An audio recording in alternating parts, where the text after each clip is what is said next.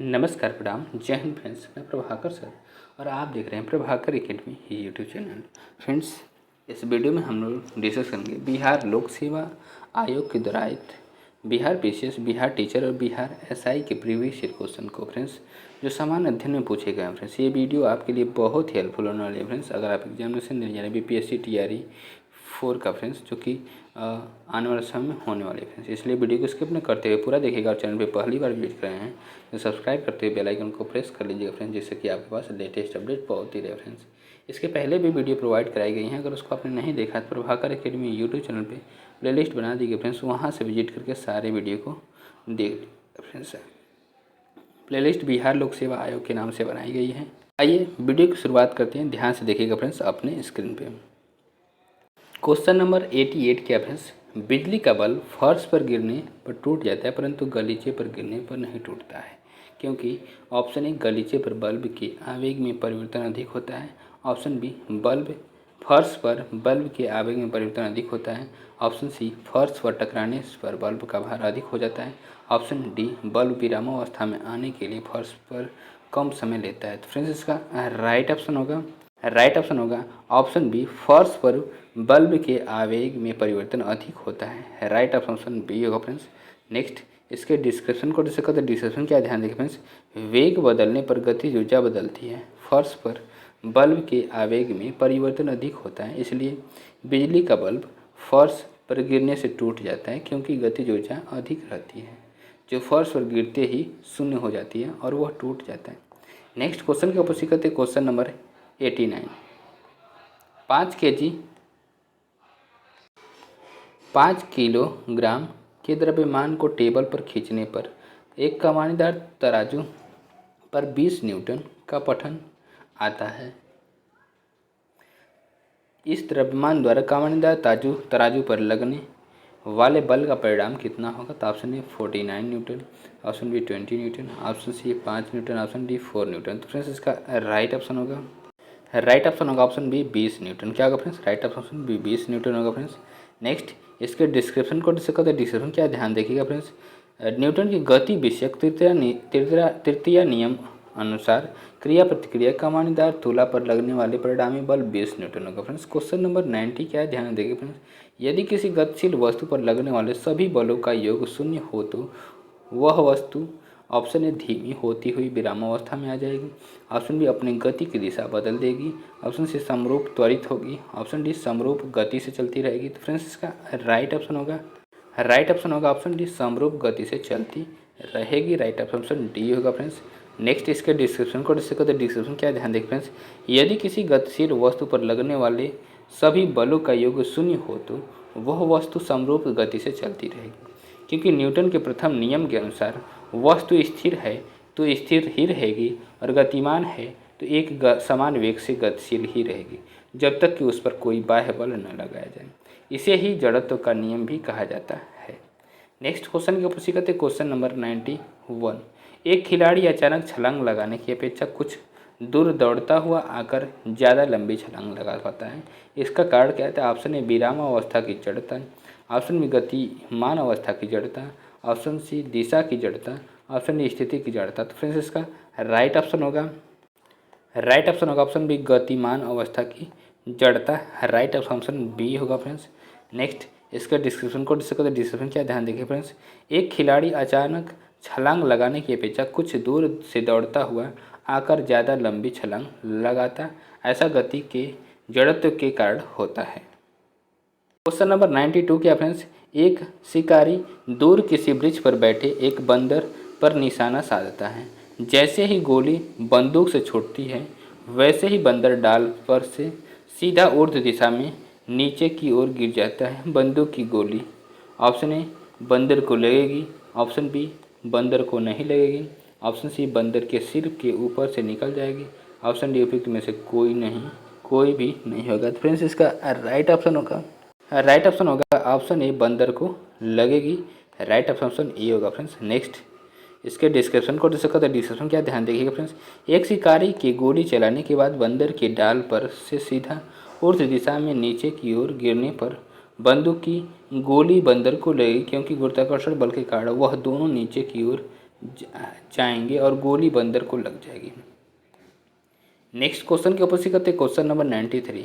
निम्नलिखित में से कौन सा सबसे कम घर्षण उत्पन्न करता है? तो ऑप्शन ए फिसलन घर्षण, ऑप्शन बी रोलिंग घर्षण, ऑप्शन सी स्थैतिक घर्षण, ऑप्शन डी उपयुक्त में से एक से अधिक और ऑप्शन उपयुक्त में से कोई नहीं। फ्रेंड्स इसका राइट ऑप्शन होगा ऑप्शन बी रोलिंग घर्षण। राइट ऑप्शन बी सबसे कम होता है फ्रेंड्स। नेक्स्ट इसके डिस्क्रिप्शन को डिस्कस करते हैं। डिस्क्रिप्शन क्या, ध्यान देखिए फ्रेंड्स। फिसलन घर्षण वह घर्षण बल है जो संपर्क सतहों के बीच सापेक्ष फिसलन गति का विरोध करता है, जबकि रोलिंग घर्षण उन सतहों के बीच कार्य करता है जिनके बीच बेलनाकार गति सड़क पर साइकिल की गति होती है, जबकि दो स्थैतिक सतहों जब उनके बीच गति होने वाली ही होती है के बीच कार्य करने वाले घर्षण बल को स्थैतिक घर्षण बल कहा जाता है। इनके मध्य संबंध निम्न प्रकार है। स्थैतिक घर्षण इज ग्रेटर देन फिसलन घर्षण is greater than rolling friction, मतलब रोलिंग घर्षण। अतः स्पष्ट है कि रोलिंग घर्षण उपयुक्त में से सबसे कम उत्पन्न होता है। नेक्स्ट क्वेश्चन के ऊपर करते क्वेश्चन नंबर 94।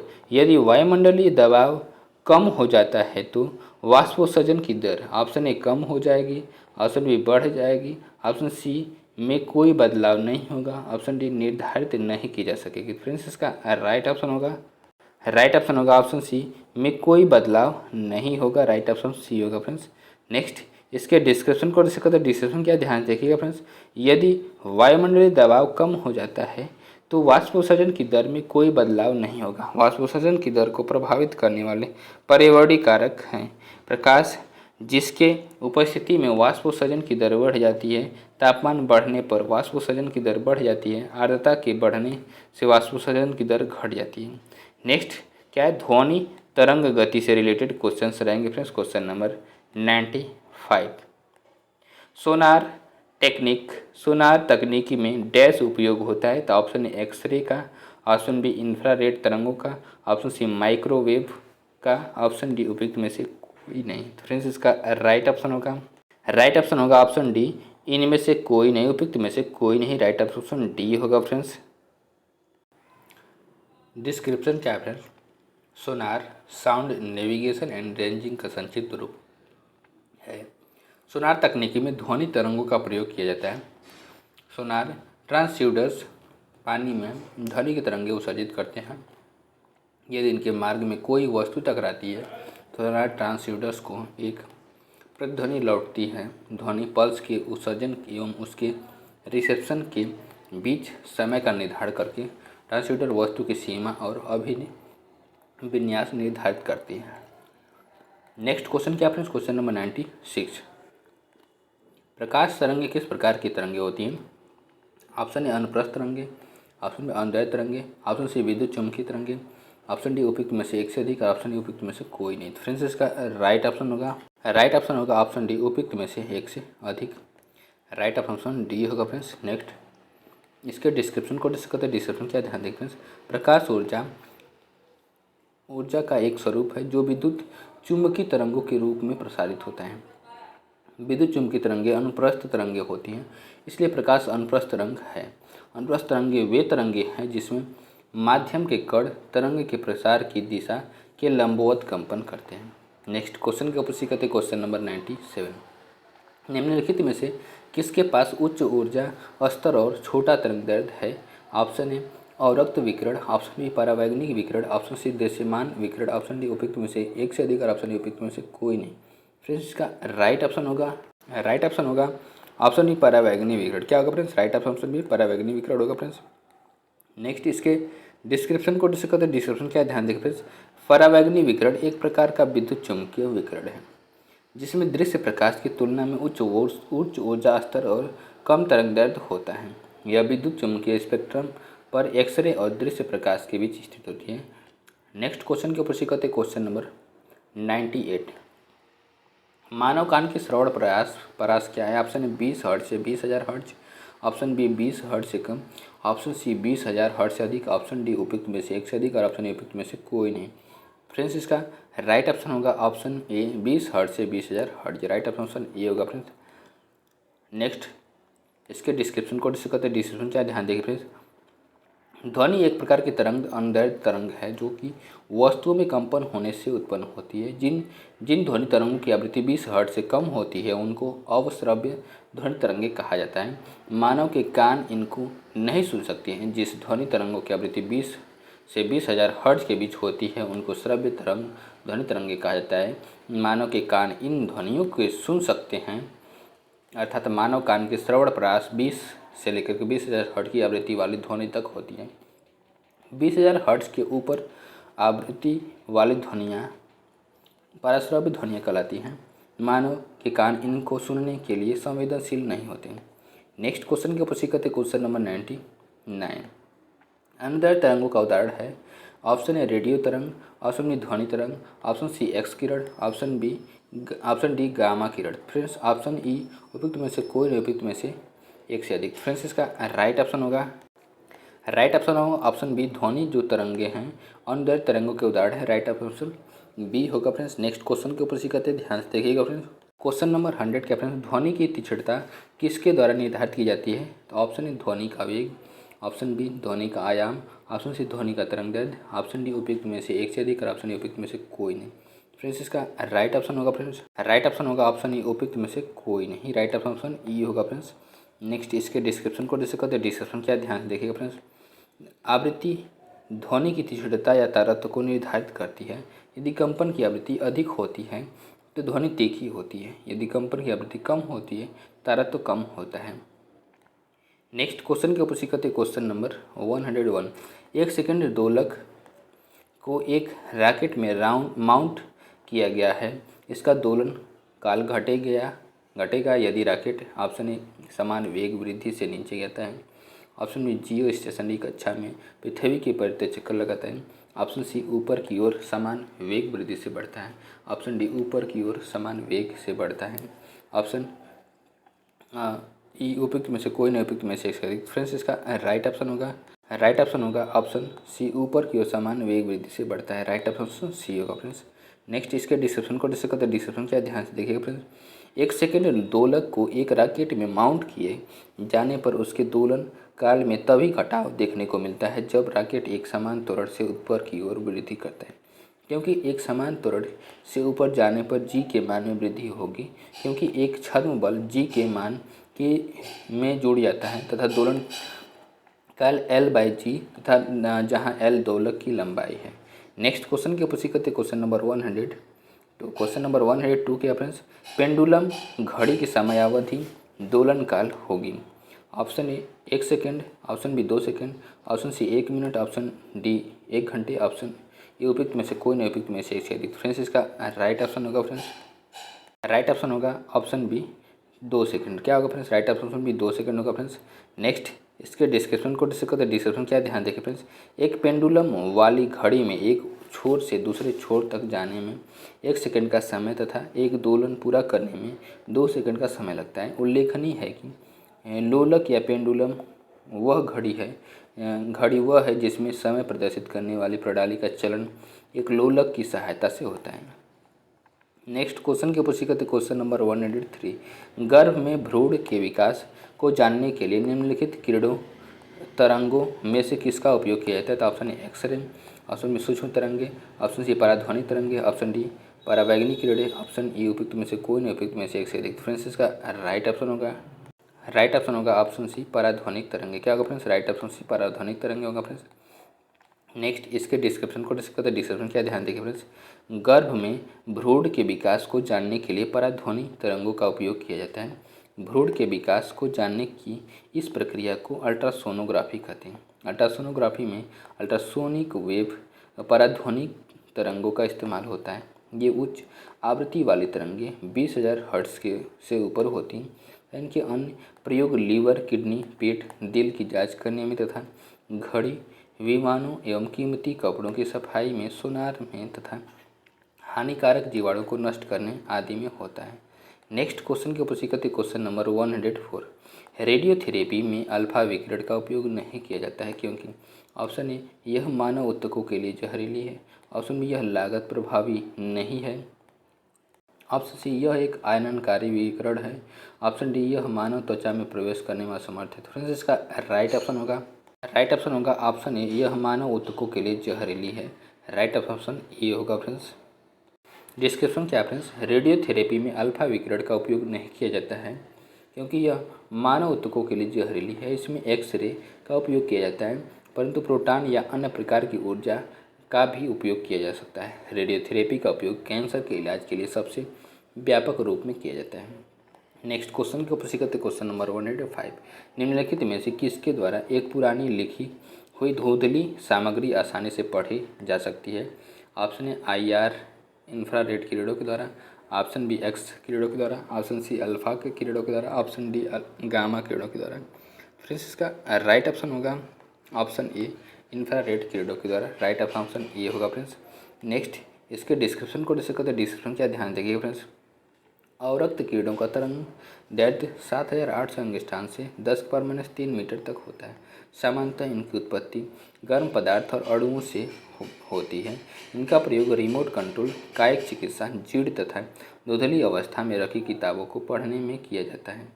एक्स किरणों का प्रयोग टूटी हुई हड्डी की जानकारी में तथा गामा किरणों का प्रयोग कैंसर की चिकित्सा में किया जाता है। नेक्स्ट क्वेश्चन के ऊपर करते क्वेश्चन नंबर 106, विद्युत चुम्बकीय तरंगों का वेग होता है। ऑप्शन है 3 × 10⁸ मीटर पर सेकंड, ऑप्शन 3 × 7 मीटर पर सेकंड, ऑप्शन सी 3 × 10⁶ मीटर पर सेकंड, ऑप्शन डी 3 × 10⁵ मीटर पर सेकंड, ऑप्शन ई उपयुक्त में से कोई नहीं, उपयुक्त में से एक से अधिक। फ्रेंड्स इसका राइट ऑप्शन होगा फ्रेंड्स, राइट ऑप्शन होगा ऑप्शन ए 3 × 10⁸ मीटर पर सेकंड। राइट ऑप्शन ये होगा फ्रेंड्स। नेक्स्ट इसके डिस्क्रिप्शन को देख सकते हैं। डिस्क्रिप्शन क्या ध्यान देखिए फ्रेंड्स, विद्युत चुम्बकीय की विकिरण शून्य एवं अन्य माध्यमों से स्वयं प्रसारित तरंग हैं। एक्स किरणें, गामा किरणें, रेडियो तरंगें आदि विद्युत चुम्बकीय तरंगे हैं। विद्युत चुम्बकीय तरंगों का वेग 3 × 10⁸ मीटर पर सेकंड होता है। नेक्स्ट क्वेश्चन के ऊपर करते क्वेश्चन नंबर 107, लोलक की कालावधि टाइम पीरियड। ऑप्शन ए द्रव्यमान के ऊपर निर्भर करता है, ऑप्शन बी लंबाई के ऊपर निर्भर करता है, ऑप्शन सी समय के ऊपर निर्भर करता है, ऑप्शन तापक्रम के ऊपर निर्भर करता है। तो फ्रेंड्स इसका राइट ऑप्शन होगा ऑप्शन बी लंबाई के ऊपर निर्भर करता है। राइट ऑप्शन बी होगा फ्रेंड्स। नेक्स्ट इसके डिस्क्रिप्शन को डिस्कस करते हैं। डिस्क्रिप्शन क्या ध्यान देखिए फ्रेंड्स, सरल लोलक की कालावधि लंबाई के ऊपर निर्भर करता है। सरल लोलक का आवर्तकाल प्रभावी लंबाई के वर्गमूल के अनुक्रमानुपाती होता है, अर्थात प्रभावी लंबाई बढ़ाने पर आवर्तकाल बढ़ता है तथा लंबाई घटाने पर घटता है। यदि डोरी की प्रभावी लंबाई L व गुरुत्वीय त्वरण G हो तो लोलक का आवर्तकाल T/2π/L/G होगा फ्रेंड्स। नेक्स्ट क्वेश्चन के ऊपर करते क्वेश्चन नंबर 108, बिल्ली के सुनने की आवृत्ति विस्तार होता है। ऑप्शन 20 हर्ट्ज से 20 kilohertz, option B 20 hertz से 50 kilohertz, option C 45 hertz से 64 kilohertz, option D 10 hertz से 100 किलो हर्ट्ज, ऑप्शन ए उपयुक्त में से कोई नहीं, उपयुक्त में से एक से अधिक। फ्रेंड्स इसका राइट ऑप्शन होगा ऑप्शन सी 45 हर्ट्ज से 64 kilohertz. Right option C होगा फ्रेंड्स। नेक्स्ट इसके डिस्क्रिप्शन को डिस्कस करते ध्यान देखिए फ्रेंड्स, बिल्ली के सुनने की आवृत्ति का विस्तार 45 हर्ट्ज से 64 किलो हर्ट्ज तक होता है। उल्लेखनीय है कि ध्वनि तरंग अनुदैर्घ्य यांत्रिक तरंग होती है। मनुष्य द्वारा 20 हर्ट्ज से 20,000 हर्ट्ज के बीच की यांत्रिक तरंगों को सुना जा सकता है। 20,000 हर्ट्ज के ऊपर की तरंगों को पराश्रव्य तरंगें कहा जाता है। मनुष्य के कान इसे नहीं सुन सकता है, परंतु कुछ जानवर जैसे कुत्ता, बिल्ली, चमगादड़ आदि इसे सुन सकते हैं।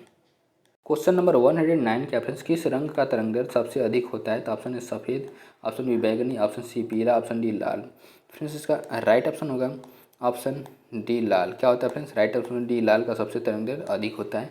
नेक्स्ट इसके डिस्क्रिप्शन को डिस्कस करते डिस्क्रिप्शन क्या ध्यान देखिएगा फ्रेंड्स, लाल रंग का तरंगदैर्घ्य सबसे अधिक होता है तथा बैगनी रंग की तरंगदैर्घ्य सबसे कम होता है।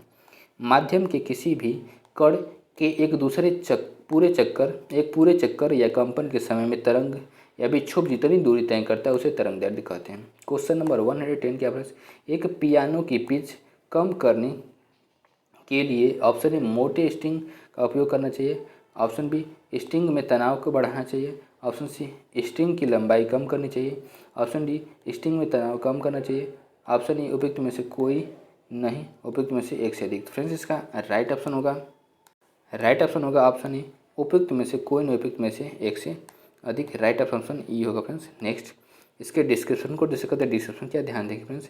पियानो का पिच तार की मोटाई तथा तारों के तनाव पर निर्भर करता है। पिच को कम करने के लिए मोटे तार का प्रयोग या तार के तनाव को कम किया जाता है। नेक्स्ट क्वेश्चन के ऊपर करते क्वेश्चन नंबर 111।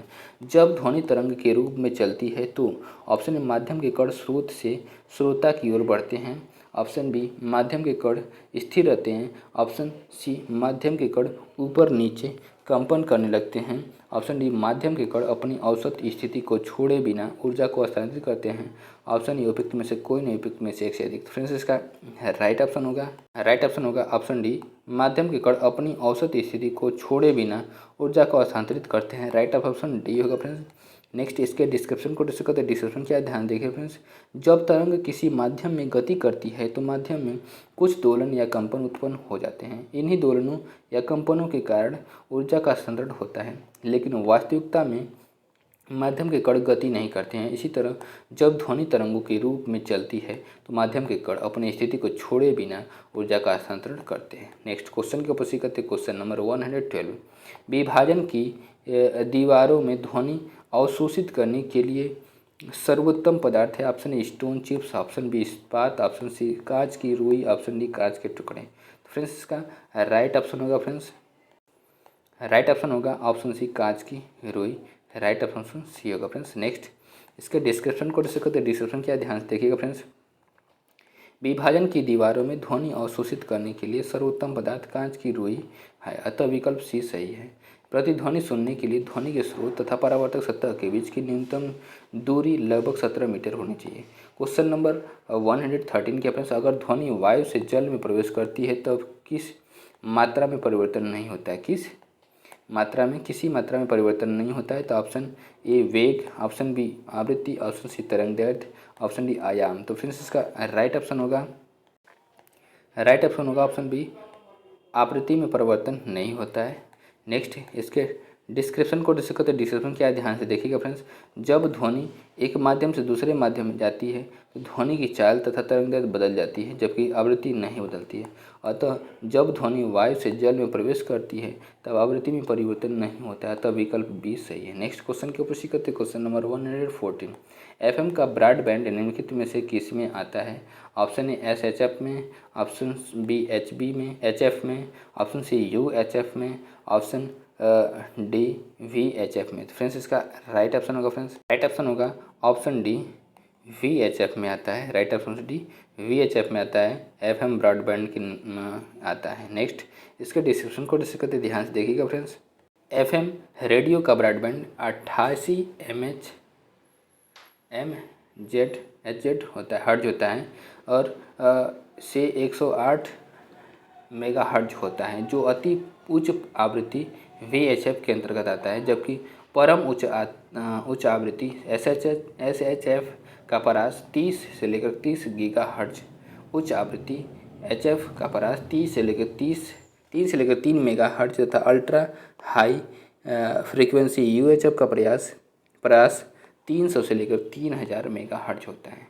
नेक्स्ट क्वेश्चन के ऊपर करते question number 115। Computed tomography CT scan प्रयोग करती है। ऑप्शन ए एक्स किरणें, ऑप्शन ए पराध्वनिक किरणें, ऑप्शन सी रेडियो तरंगे, ऑप्शन डी अवरक्त तरंगे। तो फ्रेंड्स इसका राइट ऑप्शन होगा ऑप्शन ए एक्स किरणें। राइट ऑप्शन ए एक्स किरणें होगा फ्रेंड्स। नेक्स्ट इसके डिस्क्रिप्शन को डिस्कस करते हैं। डिस्क्रिप्शन क्या, ध्यान देखिए friends. Computed tomography CT scan में विशिष्ट क्षेत्रों के क्रॉस सेक्शनल टोमोग्राफी छवियों आभासी स्लाइड्स का उत्पादन करने के लिए विभिन्न कोणों से ली गई एक्सरे मापों के कंप्यूटर संसाधनों का उपयोग किया जाता है। नेक्स्ट क्वेश्चन के ऊपर करते क्वेश्चन नंबर 116। अल्ट्रासोनिक तरंगे ऑप्शन ए 20 किलो हर्ट्ज से कम आवृत्ति की ध्वनि तरंगे हैं, ऑप्शन बी 20 किलो हर्ट्ज से ज़्यादा आवृत्ति की ध्वनि तरंगे हैं, ऑप्शन सी 20 किलो हर्ट्ज से 20 हर्ट्ज से लेकर के 20 किलो हर्ट्ज के बीच की आवृत्ति की ध्वनि तरंगे हैं, ऑप्शन बी विद्युत चुम्बकीय तरंगे हैं, ऑप्शन डी विद्युत चुम्बकीय तरंगे। ऑप्शन ए उपयुक्त में से कोई नहीं, उपयुक्त में से एक। फ्रेंड्स इसका राइट ऑप्शन होगा ऑप्शन बी 20 हर्ट्ज से ज़्यादा आवृत्ति की ध्वनि तरंगे। राइट ऑप्शन बी होगा फ्रेंड्स। नेक्स्ट इसके डिस्क्रिप्शन को डिस्कस करते हैं। डिस्क्रिप्शन क्या, ध्यान देखिए फ्रेंड्स। अल्ट्रासोनिक तरंगे 20 किलो हर्ट्ज से ज़्यादा आवृत्ति की ध्वनि तरंगे हैं। ये तरंगे मानव के लिए उच्च आवृत्ति के साथ अवश्रव्य ध्वनि के रूप में परिभाषित की जाती है। इन तरंगों का उपयोग वस्तुओं का पता लगाने और दूरी को मापने तथा इमेजिंग या सोनोग्राफी में किया जाता है। नेक्स्ट क्वेश्चन क्या फ्रेंड्स, क्वेश्चन नंबर 117। निम्नलिखित में से किस सिद्धांत को चमगादड़ द्वारा उपयोग किया जाता है? तो ऑप्शन है sonar, option B radar, option C परावर्तन का नियम, ऑप्शन डी विवर्तन का नियम। तो फ्रेंड्स इसका राइट ऑप्शन होगा फ्रेंड्स, राइट ऑप्शन होगा ऑप्शन है सोनार का प्रयोग किया जाता है। राइट ऑप्शन ई होगा फ्रेंड्स। नेक्स्ट इसके डिस्क्रिप्शन को डिस्कस करते, डिस्क्रिप्शन क्या ध्यान देखिएगा फ्रेंड्स। चमगादड़ द्वारा सोनार के सिद्धांत का उपयोग किया जाता है। चमगादड़ गहन अंधकार में अपने भोजन को खोजने के लिए उड़ते समय पराध्वनिक तरंगे उत्सर्जित करता है तथा परावर्तन के पश्चात इनका संसूचन करता है। चमगादड़ द्वारा उच्च तारत्व के पराध्वनि स्पंद अवरोधों या कीटों से परावर्तित होकर के चमगादड़ के कानों तक पहुँचते हैं। इस प्रकार से चमगादड़ अपने रास्ते के अवरोध और दूरी का पता लगा पाते हैं। सोनार अर्थात साउंड नेविगेशन एंड रेंजिंग एक तकनीक है जो नौ संचलन को सुगम बनाने के लिए एवं जल के अंदर की वस्तु का पता करने के लिए भी ध्वनि तरंगों का संचरण करने प्रयोग करती है। नेक्स्ट क्वेश्चन की उपस्थित करते क्वेश्चन नंबर 118। क्वेश्चन नंबर 118 क्या है फ्रेंड्स, निम्नलिखित पर विचार कीजिए। फर्स्ट पनडुब्बी संचार, second FM AM radio, B short wave radio, 4 radar. उपयुक्त को उनके अनुप्रयोगों के उपयोग की जाने वाली तरंगों की बढ़ती आवृत्ति में व्यवस्थित कीजिए। तो option A 4 3 2 1, option B 1 2 3 4, option C 3 2 1 4 3, option D 2 3 4 1। तो फ्रेंड्स इसका राइट ऑप्शन होगा option B 1 2 3 4। Right option B होगा फ्रेंड्स। डिस्क्रिप्शन क्या है फ्रेंड्स, पनडुब्बी संचार तरंगों की आवृत्ति 30 हर्ट्ज, AM रेडियो की आवृत्ति 550 से लेकर 720 kilo hertz, short wave radio की आवृत्ति 3 से लेकर 30 मेगा हर्ट्ज, रडार की आवृत्ति 5 से लेकर 130 गीगा हर्ट्ज होती है। नेक्स्ट क्वेश्चन क्या friends, question number 119। MRI machine में किस प्रकार की तरंग का उपयोग किया जाता है? ऑप्शन ए ध्वनि तरंग, ऑप्शन बी एक्स किरण, ऑप्शन सी पराध्वनिक तरंग, ऑप्शन डी चुंबकीय तरंग। तो फ्रेंड्स इसका राइट ऑप्शन होगा ऑप्शन डी चुंबकीय तरंग। क्या होगा फ्रेंड्स, राइट ऑप्शन डी चुंबकीय तरंग होगा फ्रेंड्स। नेक्स्ट इसके डिस्क्रिप्शन को डिस्कस करते, डिस्क्रिप्शन क्या है ध्यान से देखिएगा फ्रेंड्स। MRI स्कैन का पूरा नाम मैग्नेटिक रेजोनेंस इमेजिंग है। इससे चुंबकीय क्षेत्र और रेडियो तरंग की सहायता से शरीर के अंगों और उनकी कोशिकाओं का स्पष्ट एवं विस्तृत चित्र बनाया जाता है। रेडियो तरंगों के कारण ये संगठित परमाणु एक बहुत ही कमजोर सिग्नल उत्पन्न करते हैं जो शरीर के विभिन्न अंगों का क्रॉस सेक्शनल इमेज बनाते हैं। नेक्स्ट क्वेश्चन के ऊपर करते क्वेश्चन नंबर 120। वायु में ध्वनि तरंग होती है। ऑप्शन है तिरछी, ऑप्शन बी अनुदैर्ध्य, ऑप्शन सी विद्युत चुम्बकीय, ऑप्शन डी ध्रुवीकृत, ऑप्शन ई उपयुक्त में से कोई नहीं, उपयुक्त में से एक से अधिक। फ्रेंड्स इसका राइट ऑप्शन होगा ऑप्शन बी अनुदैर्ध्य होती है। क्या होगा फ्रेंड्स, राइट ऑप्शन बी अनुदैर्ध्य होती है। नेक्स्ट इसके डिस्क्रिप्शन को डिस्कस करते, डिस्क्रिप्शन क्या ध्यान देखिए फ्रेंड्स। वायु में ध्वनि तरंग की प्रकृति अनुदैर्ध्य होती है। अनुदैर्ध्य तरंगे ऐसी तरंगे हैं जो माध्यम के कणों के कंपन की दिशा के समानांतर होती हैं। इस प्रकार की तरंगे ठोस, द्रव, गैस तीनों में उत्पन्न होती है। क्वेश्चन नंबर 121 क्या फ्रेंड्स, निम्नलिखित में से किसे हर्ट्ज में मापा जाता है? ऑप्शन ए गति, ऑप्शन बी आयाम, ऑप्शन सी तरंगदैर्ध्य, ऑप्शन डी आवृत्ति। तो फ्रेंड्स इसका राइट ऑप्शन होगा फ्रेंड्स ऑप्शन डी आवृत्ति को, राइट ऑप्शन डी आवृत्ति को मापा जाता है हर्ट्ज में। राइट ऑप्शन डी होगा फ्रेंड्स। नेक्स्ट इसके डिस्क्रिप्शन को डिस्कस करते, डिस्क्रिप्शन क्या ध्यान देखिए फ्रेंड्स। गति को मीटर पर सेकंड में मापा जाता है, आयाम को मीटर में, तरंगदैर्ध्य को मीटर में, आवृत्ति को हर्ट्ज में मापा जाता है। क्वेश्चन नंबर 122 क्या है फ्रेंड्स, एक सूक्ष्म तरंग आवन में निम्नलिखित में से कौन सा उत्सर्जन का स्रोत है? Option A cyclotron, option B magnetron, option C laser lamp, option D cathode किरण ट्यूब। तो फ्रेंड्स इसका राइट ऑप्शन होगा ऑप्शन बी मैग्नेट्रॉन। क्या होगा friends, right option B magnetron होगा फ्रेंड्स। नेक्स्ट इसके डिस्क्रिप्शन को डिस्कस करते, डिस्क्रिप्शन क्या ध्यान देखिए फ्रेंड्स। मैग्नेट्रॉन में एक डायोड वैक्यूम ट्यूब जिसमें केंद्रीय कैथोड से एक बेलनाकार एनोड से इलेक्ट्रॉन का प्रवाह चुंबकीय और विद्युत क्षेत्रों द्वारा नियंत्रित होता है। इसे मुख्य रूप से माइक्रोवेव ओसिलेटर में उपयोग किया जाता है। नेक्स्ट क्वेश्चन के ऊपर करते हैं, क्वेश्चन नंबर 123। ध्वनि चित्रण सोनोग्राफी में कौन सी तरंगों का प्रयोग होता है? तो ऑप्शन ए ध्वनि तरंगे, ऑप्शन ए पराध्वनिक तरंगे, ऑप्शन सी सूक्ष्म तरंगे, ऑप्शन डी अवरक्त तरंगे। तो फ्रेंड्स इसका राइट ऑप्शन राइट ऑप्शन होगा ऑप्शन बी पराध्वनिक तरंगे। राइट ऑप्शन से भी पराध्वनिक तरंगे का प्रयोग किया जाता है। नेक्स्ट इसके डिस्क्रिप्शन को देख सकते हैं। डिस्क्रिप्शन क्या है, ध्यान देखिए फ्रेंड्स। ध्वनि चित्रण सोनोग्राफी में पराध्वनिक अल्ट्रासोनिक तरंगों का उपयोग किया जाता है। इसका प्रयोग शरीर के आंतरिक भागों के चिकित्सकीय जांच के लिए किया जाता है। क्वेश्चन नंबर 124 क्या फ्रेंड दिया गया है, ध्वनि संचरण नहीं कर सकती है। ऑप्शन ए जल में, ऑप्शन बी ठोस में, ऑप्शन सी गैस में, ऑप्शन डी निर्वात में। तो फ्रेंड्स इसका राइट ऑप्शन होगा ऑप्शन डी निर्वात में। राइट ऑप्शन डी निर्वात में होगा फ्रेंड्स। डिस्क्रिप्शन क्या है, ध्वनि के संचरण के लिए माध्यम की जरूरत होती है। ठोस, द्रव व गैस में ध्वनि का संचरण संभव है, निर्वात में ध्वनि का संचरण संभव नहीं हो सकता है। नेक्स्ट क्वेश्चन क्या है, क्वेश्चन नंबर 125। दो उत्तरोत्तर श्रृंग अथवा दो उत्तरोत्तर गर्त के बीच की दूरी को क्या कहते हैं। ऑप्शन ए आयाम, ऑप्शन बी तरंगदैर्घ्य, ऑप्शन सी आवृत्ति, ऑप्शन डी इनमें से कोई नहीं। फ्रेंड्स इसका राइट ऑप्शन होगा ऑप्शन बी तरंगदैर्घ्य कहते हैं। राइट ऑप्शन बी होगा फ्रेंड्स। नेक्स्ट इसके डिस्क्रिप्शन को जैसे कहते हैं। डिस्क्रिप्शन क्या है, ध्यान देखिएगा फ्रेंड्स। दो उत्तरोत्तर श्रृंग अथवा दो उत्तरोत्तर गर्त के बीच की दूरी को तरंगदैर्घ्य कहते हैं। तरंग का वेग बराबर आवृत्ति गुणे तरंगदैर्घ्य।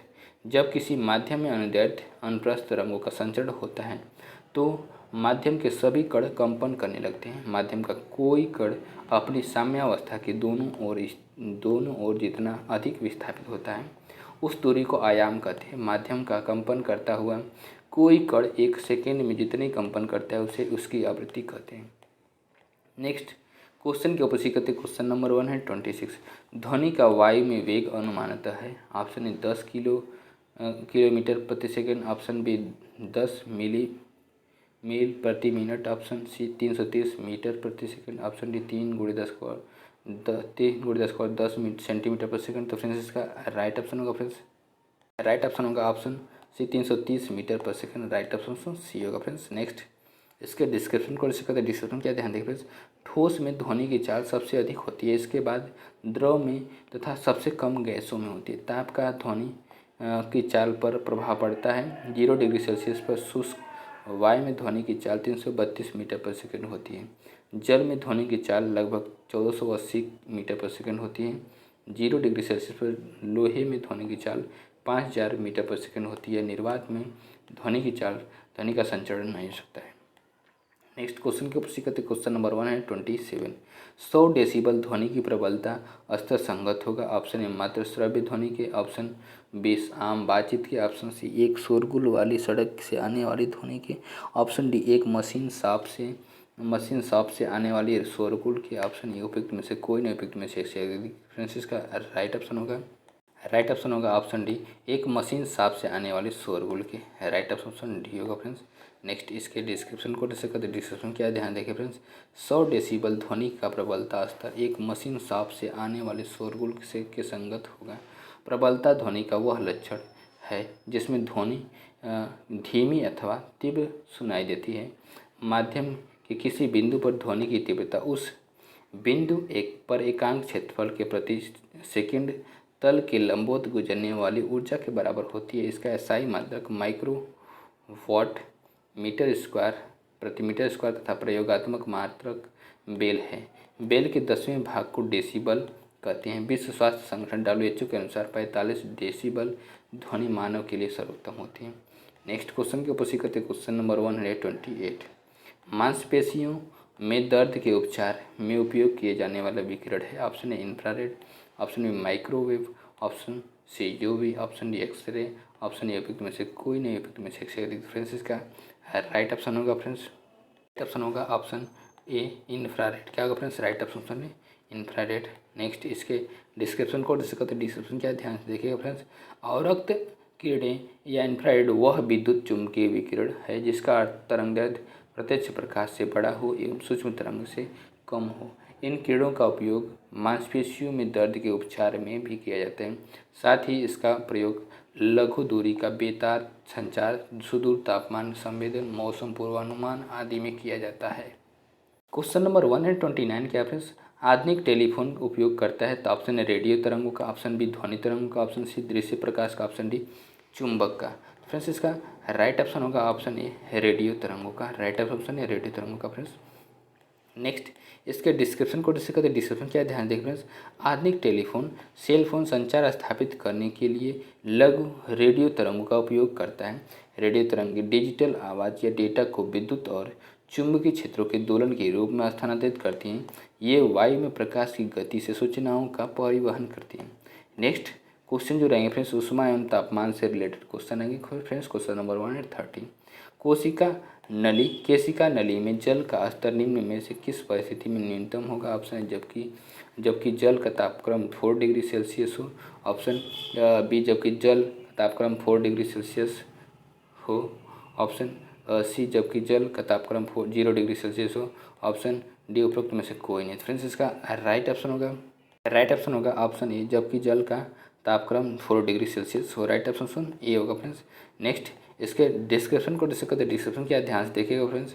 क्योंकि जल का अधिकतम घनत्व 4 डिग्री सेल्सियस पर प्राप्त होता है, अतः केश नली में 4 डिग्री सेल्सियस तापक्रम पर जल का न्यूनतम स्तर प्राप्त होता है।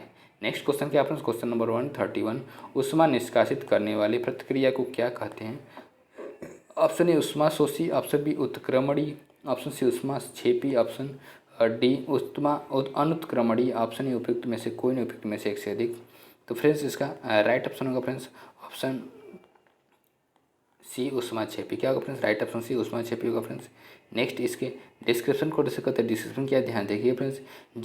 जिस अभिक्रिया में ऊष्मा ऊर्जा के रूप में बाहर निकलती है उस प्रतिक्रिया को ऊष्माक्षेपी प्रतिक्रिया कहते हैं। जैसे श्वसन क्रिया के बाद हमें उस ऊर्जा उष्मा प्राप्त होती है, इसलिए ऊष्माक्षेपी अभिक्रिया है। नेक्स्ट क्वेश्चन क्या फ्रेंड्स, क्वेश्चन नंबर 132, फ़ारेनहाइट पैमाने पर परम शून्य का मान कितना होता है? तो ऑप्शन है 0 degree Fahrenheit, option B -20 Fahrenheit, option C -459.4 Fahrenheit, option D उपयुक्त में से एक से अधिक और ऑप्शन ए उपयुक्त में से कोई नहीं। फ्रेंड्स इसका राइट ऑप्शन होगा फ्रेंड्स, राइट ऑप्शन होगा option C -459.4 Fahrenheit. Right option C होगा फ्रेंड्स। नेक्स्ट इसके डिस्क्रिप्शन को डिस्कस करते हैं। डिस्क्रिप्शन क्या ध्यान देखिए फ्रेंड्स। फ़ारेनहाइट पैमाने पर परम शून्य का मान -459.4 फ़ारेनहाइट होता है। फ़ारेनहाइट मापक्रम एक तापक्रम है जो 32 फ़ारेनहाइट पर जल के हिमांक और 212 फ़ारेनहाइट पर जल के क्वथनांक पर आधारित होता है। इन दोनों तापमान के बीच के क्षेत्र को 180 बराबर भागों में बांटा गया है, अर्थात एक भाग 1 फ़ारेनहाइट के बराबर होता है। क्वेश्चन नंबर 139 क्या ध्यान से देखिएगा फ्रेंड्स। 133, जब सुरेश को नहाना होता है तो उसके पास पानी का 2 आधी भरी बाल्टियाँ होती हैं। एक बाल्टी में पानी का तापमान 25 डिग्री सेल्सियस है, कमरे का तापमान है, और दूसरी बाल्टी में पानी का तापमान 60 डिग्री सेल्सियस। नहाने से पहले उसके दिमाग में 2 योजनाएँ हैं। योजना फर्स्ट है, वह दोनों पानी को एक बाल्टी में मिलाता है और स्नान करने से पहले 20 मिनट प्रतीक्षा करता है। योजना 2, सबसे पहले वह 20 मिनट प्रतीक्षा करता है और नहाने से ठीक पहले पानी मिलाता है। ऑप्शन क्या दिया, वह इस बात को लेकर असमंजस में है कि उसे गर्म पानी में दिलाने के लिए कौन सी योजना काम करेगी। सही योजना ढूंढने में उसकी मदद कीजिए। ऑप्शन ए वो योजना 1 सही है, ऑप्शन बी योजना 2 सही है, ऑप्शन सी योजना 1 और 2 योजना 2 दोनों के समान परिणाम होंगे, ऑप्शन डी उपयुक्त में से कोई नहीं। फ्रेंड्स इसका राइट ऑप्शन होगा ऑप्शन ए योजना 1 सही है, जो कि मिला करके 20 मिनट वेट करेगा। राइट ऑप्शन ए होगा फ्रेंड्स। नेक्स्ट इसके डिस्क्रिप्शन को डिस्कस करते हैं। डिस्क्रिप्शन क्या ध्यान से देखिए फ्रेंड्स। सुरेश को गर्म पानी दिलाने हेतु योजना 1 सही है, क्योंकि दोनों बाल्टी के पानी को मिलाने पर क्षेत्रफल कम हो जाने से तापमान का ह्रास कम होगा, जबकि अलग अलग रखने से क्षेत्रफल अधिक होने पर तापमान का ह्रास अधिक होगा। तापमान ह्रास क्षेत्रफल के समानुपाती होता है। नेक्स्ट क्वेश्चन के ऊपर करते क्वेश्चन नंबर 134, किस तापमान पर लौह चुंबकीय पदार्थ अनुचुंबकीय बन जाता है? तो ऑप्शन ए गलन तापमान पर, ऑप्शन बी क्यूरी तापमान पर, ऑप्शन सी नील तापमान पर, ऑप्शन डी उपयुक्त में से एक से अधिक और ऑप्शन ए उपयुक्त में से कोई नहीं। फ्रेंड्स इसका राइट ऑप्शन होगा ऑप्शन बी क्यूरी तापमान पर। राइट ऑप्शन बी होगा फ्रेंड्स। नेक्स्ट इसके डिस्क्रिप्शन को डिस्कस करते हैं। डिस्क्रिप्शन क्या ध्यान देखिए फ्रेंड्स। वह तापमान जिसके ऊपर फेरोमैग्नेटिक पदार्थ पैरामैग्नेटिक हो जाते हैं क्यूरी तापमान कहलाते हैं। तो क्यूरी तापमान वह तापमान है जिस पर चुंबकीय पदार्थ अपने अस्थायी चुंबकीय गुणों को खोने लगते हैं और चुंबकत्व में बदल जाते हैं। नेक्स्ट क्वेश्चन क्या फ्रेंड्स, क्वेश्चन नंबर 135, एक कृष्णिका एक उच्च तापक्रम T के पर ई वाट प्रति वर्ग मीटर की दर से ऊर्जा का विकिरण करती है। जब T/3 के केल्विन तापमान कर दिया जाए तो विकिरित ऊर्जा वाट प्रति वर्ग में होगी। Option E/16, option B E/27, option C E/81, option D उपयुक्त में से कोई नहीं, एक से अधिक, ऑप्शन उपयुक्त में से कोई नहीं। फिर से इसका राइट ऑप्शन होगा option C E/81। Right option C E/81 होगा फ्रेंड्स। डिस्क्रिप्शन क्या है फ्रेंड्स? स्टीफेंस बोल्ट्जमान नियम के अनुसार परम ताप T पर किसी गृहिका के क्षेत्र A से प्रति इकाई समय में उत्सर्जित विकिरण की मात्रा तापमान की चौथी घात के समानुपाती होती है। ई डायरेक्टली प्रोपोर्शनल T के पावर 4। यदि गृहिका का तापमान T/3 कम हो जाए तो विकिरित ऊर्जा E/81 होगी। नेक्स्ट क्वेश्चन के ऊपर से करते हैं, क्वेश्चन नंबर 136। एक बरसाती दिन में ऑप्शन ए शुष्क एवं आर्द्र बल्ब तापमापी समान माप दर्शाते हैं।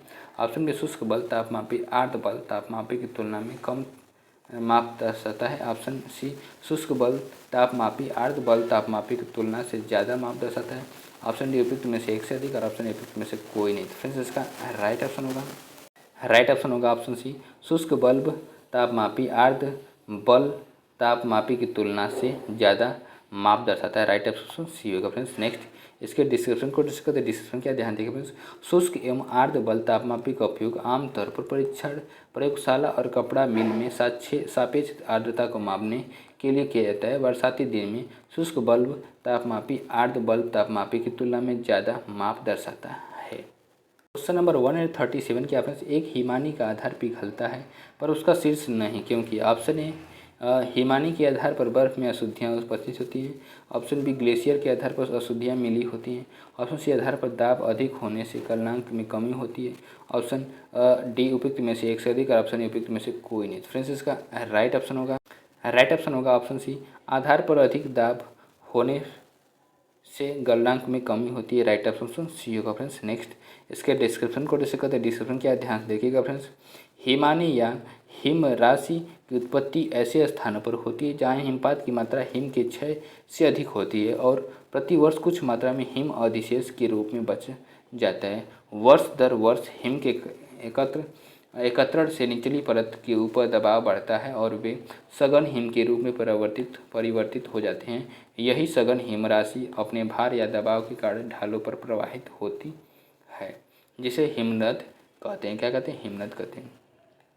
नेक्स्ट क्वेश्चन के ऊपर सीखते क्वेश्चन नंबर 138। अधिक ऊंचाई पर उबलते हुए पानी में सब्जियां पकने में अधिक समय लेती हैं, क्योंकि इसका मुख्य कारण है ऊंचे स्थान पर पानी ज़्यादा तापक्रम पर उबलता है। ऑप्शन बी ऊंचाई बढ़ने पर उबलते हुए पानी का तापक्रम घट जाता है। ऑप्शन सी ऊंचे स्थानों पर हवा में ऑक्सीजन की मात्रा घट जाती है। ऑप्शन ई उपयुक्त में से एक से अधिक, ऑप्शन ई उपयुक्त में से कोई नहीं। फ्रेंड्स इसका राइट ऑप्शन होगा ऑप्शन बी ऊंचाई बढ़ने पर उबलते हुए पानी का तापक्रम घट जाता है। राइट ऑप्शन बी होगा फ्रेंड्स। नेक्स्ट इसके डिस्क्रिप्शन को डिस्कस करते हैं। डिस्क्रिप्शन क्या है, ध्यान देखें फ्रेंड्स। अधिक ऊंचाई पर उबलते हुए पानी में सब्जियां पकने में अधिक समय लेती हैं, क्योंकि इसका मुख्य कारण यह है कि ऊंचाई बढ़ने पर उबलते हुए पानी का तापक्रम घट जाता है। नेक्स्ट क्वेश्चन के ऊपर सीखते हैं क्वेश्चन नंबर 139। प्रतिदीप्त ट्यूब में प्रायः किस पदार्थ का उपयोग किया जाता है? तो ऑप्शन है मरकरी वाष्प तथा आर्गन का, ऑप्शन बी सोडियम ऑक्साइड तथा आर्गन का, ऑप्शन सी सोडियम वाष्प तथा नियान का, ऑप्शन डी उपयुक्त में से एक से अधिक, और ऑप्शन उपयुक्त में से कोई नहीं। फ्रेंड्स इसका राइट ऑप्शन होगा ऑप्शन है मरकरी वाष्प तथा आर्गन का। राइट ऑप्शन ये होगा फ्रेंड्स। नेक्स्ट इसके डिस्क्रिप्शन को डिस्कस करते हैं। डिस्क्रिप्शन क्या, ध्यान देखिएगा फ्रेंड्स। प्रतिदीप्त ट्यूब कांच की एक लंबी ट्यूब होती है। इसके अंदर की दीवारें पर प्रतिदीप्तिशील पदार्थ का लेप होता है। इस ट्यूब में मरकरी गैस के साथ कुछ अक्रिय गैस जैसे आर्गन को भरा जाता है। ट्यूब से ऊष्मा ऊर्जा कम उत्पन्न होती है, इसलिए 60 से 70% विद्युत ऊर्जा उस प्रकाश ऊर्जा में बदल जाती है। इस कारण ट्यूब की दक्षता बल्ब से अधिक होती है। नेक्स्ट क्वेश्चन को प्रश्न करते क्वेश्चन नंबर 140। निम्न में से कौन परम शून्य ताप का प्रतिनिधित्व करता है? तो option A 273.15 degree Celsius, option B 0 degree Celsius, option C -100 degree Celsius, option D -273.15 degree Celsius. Friends इसका राइट ऑप्शन होगा option D -273 0.15 degree Celsius, right option D होगा फ्रेंड्स। नेक्स्ट इसके डिस्क्रिप्शन को डिस्कस करते हैं। डिस्क्रिप्शन क्या है, ध्यान देखिए फ्रेंड्स। -273.15 डिग्री सेल्सियस परम शून्य तापमान का प्रतिनिधित्व करता है। सिद्धांत रूप में अधिकतम ताप की कोई सीमा नहीं है, परंतु निम्नतम ताप की सीमा है। किसी भी वस्तु का ताप -273.15 डिग्री सेल्सियस से कम नहीं हो सकता है। इस ताप पर पदार्थ के अणुओं की गति शून्य हो जाती है, इसे परम शून्य ताप कहते हैं। और केल्विन पैमाने पर ओके लिखते हैं, 0 केल्विन लिखते हैं। क्या लिखते हैं? 0 केल्विन। यहाँ पे क्या ओके मतलब 0 केल्विन है। क्वेश्चन नंबर 141 क्या है, उच्च तापमान को अधिक दूरी से नापने के लिए उपयोग किया जाने वाला उपकरण है। Option A pyrometer, option B thermometer, option C spectrometer, option D radiometer. Friends इसका राइट ऑप्शन होगा फ्रेंड्स ऑप्शन ए पायरोमीटर। क्या होगा फ्रेंड्स? राइट ऑप्शन पायरोमीटर होगा फ्रेंड्स। नेक्स्ट इसके डिस्क्रिप्शन को डिस्कस करते हैं। डिस्क्रिप्शन क्या है, ध्यान देखिए फ्रेंड्स। उच्च तापमान को अधिक दूरी से नापने के लिए उपयोग किया जाने वाला उपकरण पायरोमीटर है। पायरोमीटर का उपयोग 3000 डिग्री सेल्सियस तक तापमान को मापने के लिए किया जाता है। नेक्स्ट क्वेश्चन के ऊपर सीखते क्वेश्चन नंबर 142। एक बल्ब 100 वोल्ट, 200 वोल्ट और 160 वोल्ट बिजली की आपूर्ति से जुड़ा है। बिजली की खपत होगी option A 54 watt, option B 185 watt, option C 100 watt, option D 64 watt. तो फ्रेंड्स इसका राइट ऑप्शन होगा ऑप्शन डी 64 वाट। क्या होगा friends? Right option D 64 watt होगा फ्रेंड्स। नेक्स्ट इसके डिस्क्रिप्शन को डिस्कस करते हैं। डिस्क्रिप्शन क्या है, ध्यान देखिए फ्रेंड्स। बल्ब की शक्ति 100 वाट, बल्ब की वोल्टता 200 वाट, बल्ब का प्रतिरोध R बराबर V² बराबर 200 × 200 बटे 100। 100 दूनी 200, 200 का 2 में मल्टीप्लाई करेंगे 400 ओम प्रतिरोध हो जाएगा फ्रेंड्स। जब बल्ब 160 वोल्ट से जुड़ा तब बल्ब में प्रवाहित धारा बराबर क्या हो जाएगा? 160 बटे 400 एम्पियर, मतलब कि ये 0 हो जाएगा एम्पियर। 160 बटे 400 एम्पियर। तो अब शक्ति का उपभोग के बारे में बात करते हैं। P बराबर VI, V 160 और I का मान क्या है? 160 बटे 400। 160 और ये जब इसको 00 से 00 कैंसिल आउट हो जाएगा, 16 16 एम 256 हो जाएगा, 4 चौको 16 हो जाएगा। क्या जाएगा? 416 और 16 चौक 64 वाट हो जाएगा। कितना? 64 वाट हो जाएगा फ्रेंड्स। नेक्स्ट क्वेश्चन के ऊपर सीखते क्वेश्चन नंबर 143। बिजली की स्त्री के ताप तत्वों के निर्माण के लिए प्रयुक्त धातु है। ऑप्शन ए तांबा, option B tungsten, option C nichrome, option D लोहा। फ्रेंड्स इसका राइट ऑप्शन होगा ऑप्शन सी नाइक्रोम। क्या होगा friends? Right option C nichrome का उपयोग किया जाता है। नेक्स्ट इसके डिस्क्रिप्शन को डिस्कस करते हैं। डिस्क्रिप्शन क्या है, ध्यान देखिएगा फ्रेंड्स। बिजली की स्त्री के ताप तत्वों के निर्माण के लिए प्रयुक्त धातु नाइक्रोम है। यह निकेल तथा क्रोमियम की मिश्र धातु होती है जिसमें उच्च विद्युत प्रतिरोध होता है। इसका उपयोग हीटिंग कॉइल तथा उच्च तापमान भट्टियों तथा स्त्री इत्यादि में होता है। नेक्स्ट क्वेश्चन के ऊपर सीखते क्वेश्चन नंबर 144। क्वेश्चन नंबर 144 क्या है? एक संवाहक के तापक्रम परिवर्तन में कारण इसमें विभव परिवर्तन होता है। इस घटना को कहते हैं ऑप्शन ए थॉम्सन प्रभाव, ऑप्शन बी जूल प्रभाव, ऑप्शन सी सीबेक प्रभाव, ऑप्शन डी पेल्टियर प्रभाव, ऑप्शन ए उपयुक्त में से कोई नहीं, उपयुक्त में से ऐसे। फ्रेंड्स इसका राइट ऑप्शन होगा फ्रेंड्स राइट ऑप्शन होगा ऑप्शन ए थॉम्सन प्रभाव। क्या होगा friends? Right option A Thomson प्रभाव होगा फ्रेंड्स। नेक्स्ट इसके डिस्क्रिप्शन को डिस्कस करते हैं। डिस्क्रिप्शन क्या है, ध्यान देखिए फ्रेंड्स। थॉम्सन प्रभाव, थॉम्सन इफेक्ट क्या है? यदि किसी तार के सिरे पर तापों को नियत रख कर के तार के बीच वाले भाग के ताप को बढ़ाया जाता है, साथ ही साथ तार से होकर के विद्युत धारा प्रवाहित की जाती है, तो तार का पहला सिरा ठंडा और दूसरा सिरा गर्म हो जाता है। तार में धारा की दिशा बदल देने पर गर्म एवं ठंडे भाग भी आपस में बदल जाते हैं। इस प्रभाव को थॉम्सन प्रभाव कहते हैं। नेक्स्ट क्वेश्चन के ऊपर सीखते क्वेश्चन नंबर 145। इस किस नियम के अनुसार समान ताप और दाब पर सभी गैसों के निश्चित आयतन में अणुओं की संख्या समान होती है? तो ऑप्शन ए कोरियोलिस प्रभाव, ऑप्शन बी ग्राहम का नियम, ऑप्शन सी पास्कल का नियम, ऑप्शन डी अवोगाड्रो का नियम, ऑप्शन ए उपयुक्त में से कोई नहीं, उपयुक्त में से एक से अधिक। फ्रेंड्स इसका राइट ऑप्शन होगा ऑप्शन डी अवोगाड्रो का नियम। राइट ऑप्शन डी होगा फ्रेंड्स।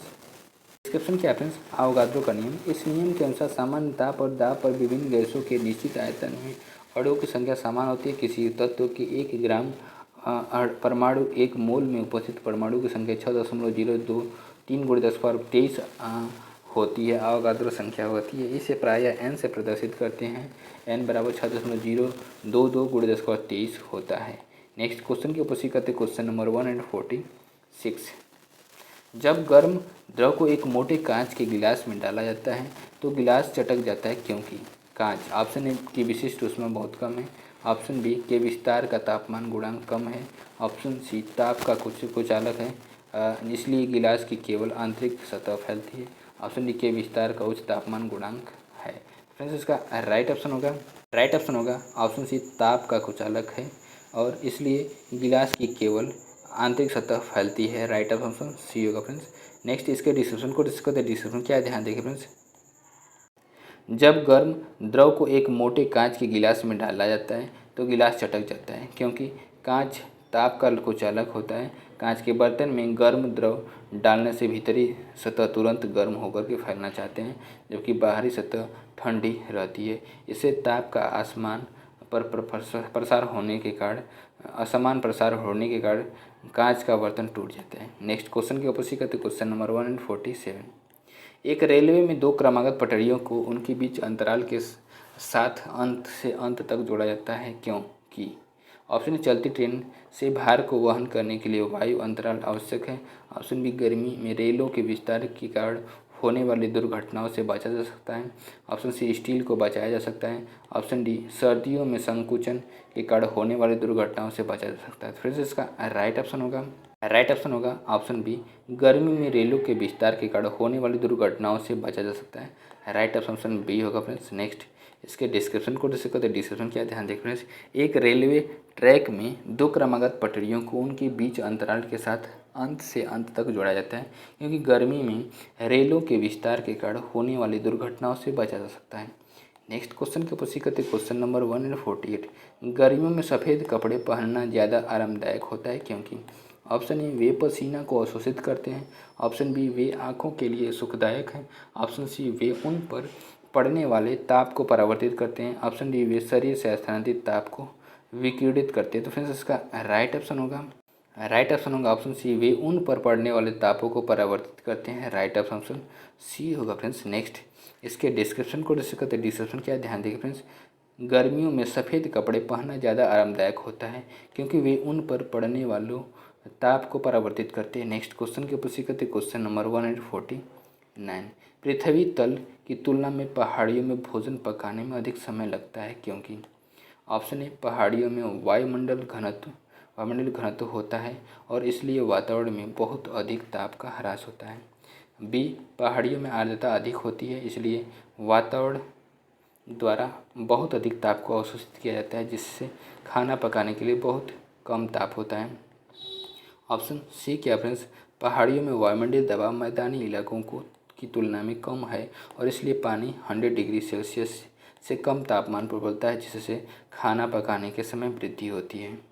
ऑप्शन डी पहाड़ियों पर कम वायुमंडलीय दबाव के कारण पानी 100 डिग्री सेल्सियस से अधिक तापमान पर उबलता है और इसलिए पानी उबलने में अधिक समय लेता है। फ्रेंड्स इसका राइट ऑप्शन होगा ऑप्शन सी पहाड़ियों में वायुमंडलीय दबाव मैदानी इलाकों की तुलना में कम है और इसलिए पानी 100 डिग्री सेल्सियस में कम तापमान पर उबलता है जिससे खाना पकाने में बहुत वृद्धि होती है। राइट ऑप्शन सी होगा फ्रेंड्स। डिस्क्रिप्शन क्या फ्रेंड्स पृथ्वी तल की तुलना में पहाड़ियों में भोजन पकाने में अधिक समय लगता है क्योंकि पहाड़ियों में वायुमंडलीय दबाव मैदानी इलाकों की तुलना में कम है और इसलिए पानी 100 डिग्री सेल्सियस से कम तापमान पर उबलता है जिससे खाना पकाने के समय में वृद्धि होती है। नेक्स्ट क्वेश्चन की पुष्टि करते क्वेश्चन नंबर 150। वह ताप बिंदु जिस पर ठोस द्रव और गैसीय अवस्थाएं एक साथ रह सकती हैं कहलाता है। ऑप्शन ए क्वथनांक, ऑप्शन बी गलनांक, ऑप्शन सी हिमांक, ऑप्शन डी त्रिक बिंदु, ऑप्शन ए उपयुक्त में से कोई नहीं, उपयुक्त में से एक से अधिक। फ्रेंड्स इसका राइट ऑप्शन होगा ऑप्शन डी त्रिक बिंदु। क्या कहलाता है फ्रेंड्स राइट ऑप्शन डी त्रिक बिंदु कहलाता है। नेक्स्ट इसके डिस्क्रिप्शन को डिस्कस करते हैं। डिस्क्रिप्शन क्या ध्यान देखिए फ्रेंड्स ताप और दाब की ऐसी अवस्था जिसमें किसी पदार्थ की ठोस द्रव और गैसीय अवस्थाएं साम्य अवस्था में रह सकती हैं त्रिक बिंदु ट्रिपल पॉइंट्स कहलाता है।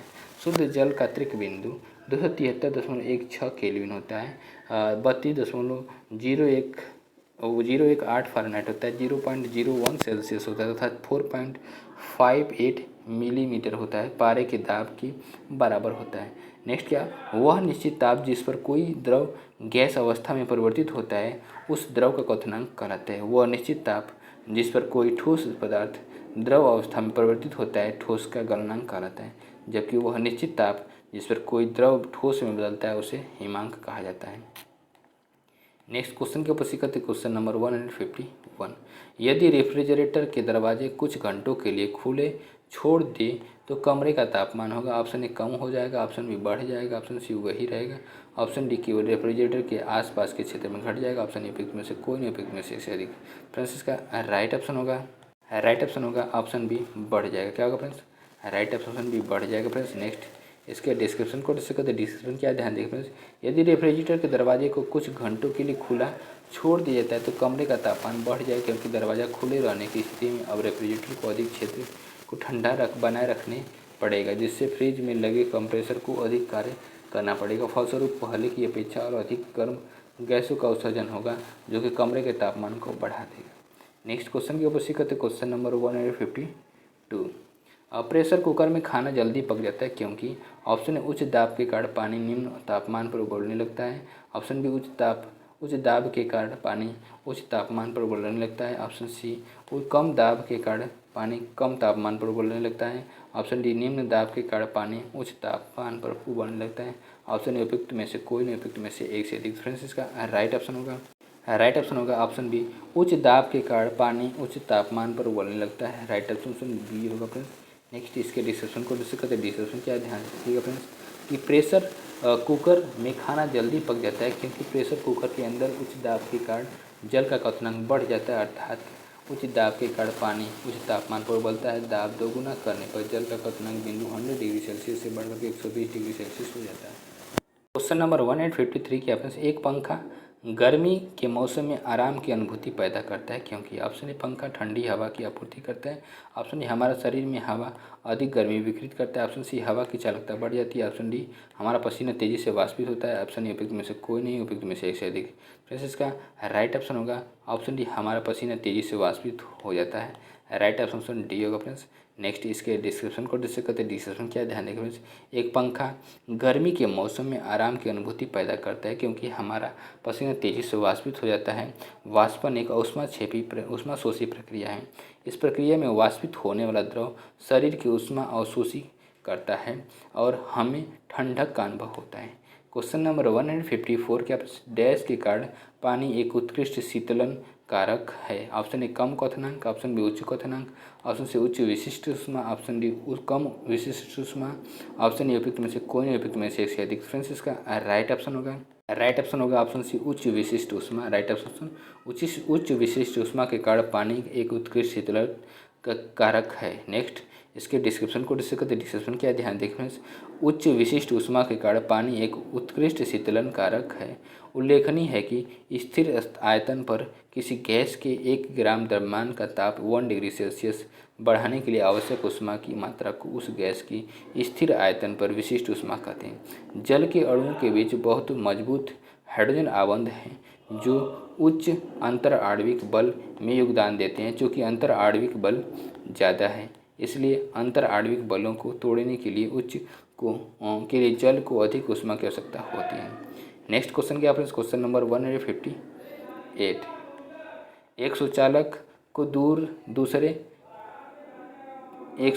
दूसरे चार्ज किए गए सुचालक के पास लाकर के बिना संपर्क बनाए चार्ज करने की प्रक्रिया कहलाती है। तो ऑप्शन ए प्रेरण, ऑप्शन बी चालन, ऑप्शन सी संवहन, ऑप्शन डी विकिरण, ऑप्शन ए उपयुक्त में से कोई नहीं, उपयुक्त में से अधिक। फ्रेंड्स इसका राइट ऑप्शन होगा ऑप्शन ए प्रेरण। क्या होगा फ्रेंड्स? राइट ऑप्शन प्रेरण होगा फ्रेंड्स।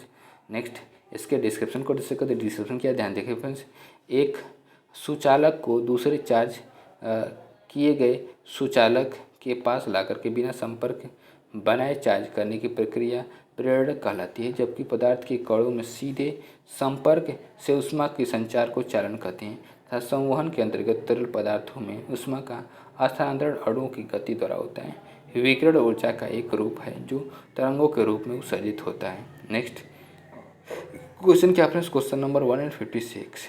बहुत ठंड के मौसम में पानी का डैश जलीय जीवन को संरक्षित करने में मदद करता है। ऑप्शन ए संकुचन, ऑप्शन बी विस्तार, ऑप्शन सी वाष्पीकरण, ऑप्शन डी ऊर्ध्वपातन, ऑप्शन ए उपयुक्त में से कोई नहीं, उपयुक्त में से अधिक।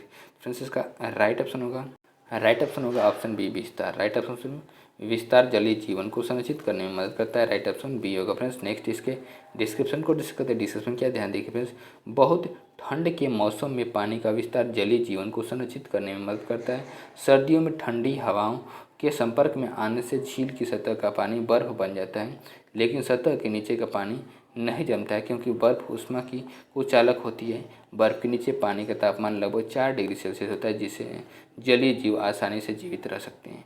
फ्रेंड्स, वीडियो को देखने के लिए बहुत बहुत धन्यवाद। वीडियो को हमें भी एंड करते हैं। वीडियो पे कमेंट करना जरूर करिएगा फ्रेंड्स, कमेंट करना ना भूलिएगा। वीडियो कैसी लगी, नमस्कार, बाय बाय, गुड नाइट।